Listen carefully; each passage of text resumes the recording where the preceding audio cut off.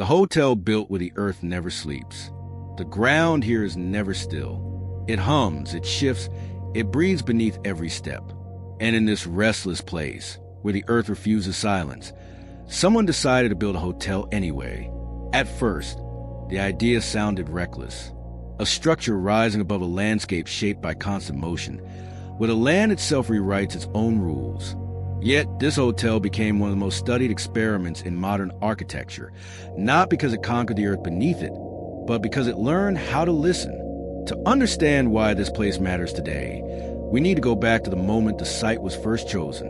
The region sat atop a living geological fault, a zone where tectonic plates whispered each other day and night. Small tremors were normal here.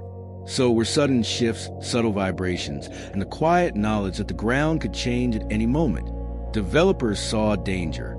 Scientists saw fascination. And the visionaries behind the project saw a challenge that could redefine how buildings interact with unstable land. They didn't want to freeze the earth into submission. They wanted to coexist with its motion. Early surveys revealed a truth that shaped everything that followed. Traditional foundations would fail here. Rigid supports cracked under repeated micro-movements. Concrete fractured. Steel fatigued. The earth rejected stillness. Any structure that tried to dominate it would eventually be torn apart. The first breakthrough came when engineers stopped thinking in terms of resistance and began thinking in terms of response. Instead of anchoring the hotel deep into the ground, they explored systems that could absorb motion, redirect energy, and move with the land rather than against it. The hotel wouldn't stand still.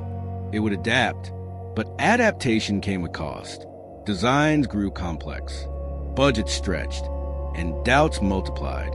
Every innovation introduced new risks, new unknowns, new questions no one could fully answer. Could guests feel safe knowing the building beneath them was designed to move? Could comfort exist on land that never truly rests? As plans evolved, the structure began to resemble something alive, layers that shifted independently, supports that flexed under pressure, a building designed not as a monument, but as a living interface between human comfort and geological reality. Yet beneath the optimism, tension gathered. The land's movements grew more pronounced during seasonal shifts. Instruments recorded patterns no one had predicted. The earth was speaking in ways the models hadn't prepared them for.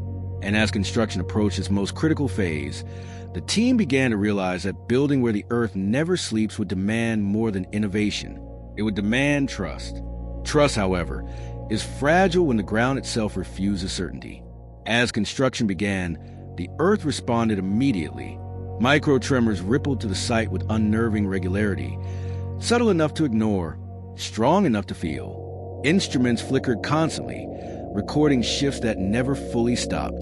The land was not hostile, but it was alert. The first structures revealed how unforgiving this environment could be. Support frames designed to flex instead twisted unevenly. Shock absorption systems worked in isolation, but conflicted when layered together. Each solution solved one problem while creating another. The building behaved less like a unified structure and more like a collection of competing instincts. Engineers argued late into the night.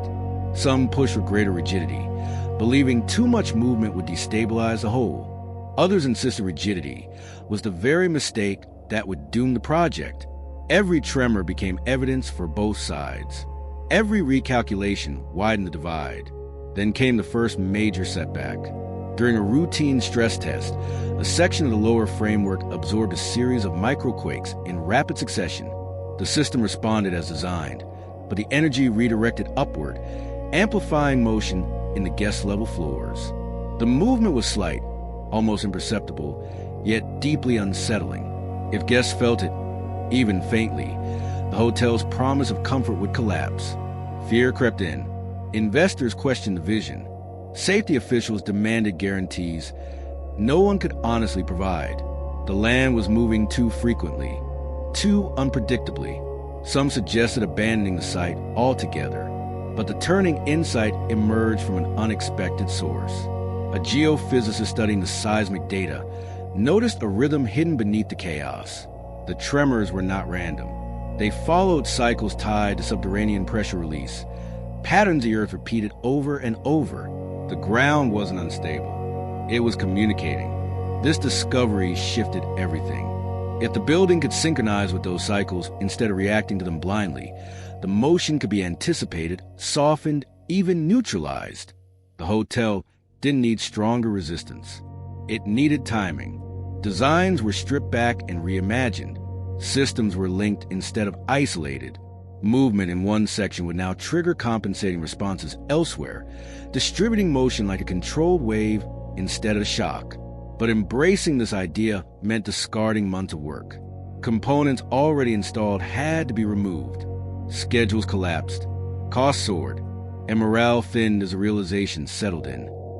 They were not building on the Earth. They were building with it. As construction resumed under this new philosophy, the building began to behave differently. Not quieter, not still, but coherent. The tremors passed through it like breath instead of impact. Still, one question remained unanswered. What would happen when the Earth stopped whispering and finally spoke in force? The question lingered like a fault line beneath every conversation. Micro-tremors were one thing. A real seismic event was another. And in a place where the Earth never sleeps, that moment was not a possibility. It was an inevitability. As the hotel rose higher, the margin for error narrowed.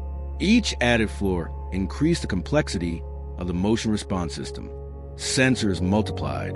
Algorithms adjusted in real time. The building had become a living network, constantly listening to the land beneath it. Yet no simulation could fully predict what would happen when the Earth released its stored pressure all at once. Tension deepened across the site. Workers felt the vibrations underfoot daily. Some grew accustomed to them. Others never did. Safety drills became routine, not out of fear, but necessity. The land was calm until it wasn't. Then, without warning, the pattern shifted. Instruments detected a rapid change in subterranean pressure late one night. The familiar rhythm disappeared, replaced by erratic signals that spiked across every monitor. Geophysicists watched in silence as the data confirmed what they had long anticipated. A significant release was forming, not catastrophic, but powerful enough to test every assumption behind the project. The team had hours, not days. Emergency protocols activated instantly. Non-essential staff evacuated. Engineers moved to control center, eyes locked on cascading data streams. The building stood incomplete, exposed, vulnerable. And beneath it, the Earth gathered momentum. When the quake arrived, it was not explosive. It was rolling, deep, relentless. The ground moved in long waves that traveled beneath the structure like an ocean swell. Concrete groaned. Steel sang. The hotel responded exactly as it had been designed to, but never before at this scale. Lower supports flexed, absorbing the initial shock. Mid-level systems activated milliseconds later, redirecting energy outward. Upper levels swayed gently, just enough to cancel amplification. From the outside, the movement looked alarming. From inside, it felt strangely calm, like standing on the deck of a ship riding a powerful but familiar tide. Seconds stretched into eternity. Then, slowly the motion faded. Silence followed, not the absence of movement, but the return of rhythm. The instruments steadied. The building settled. The Earth exhaled. Inspection teams moved carefully through every level. No fractures. No structural failures. No cascading damage. The hotel had endured its first true test, but the emotional impact was heavier than the physical one. Relief gave way to awe. The building hadn't resisted the quake.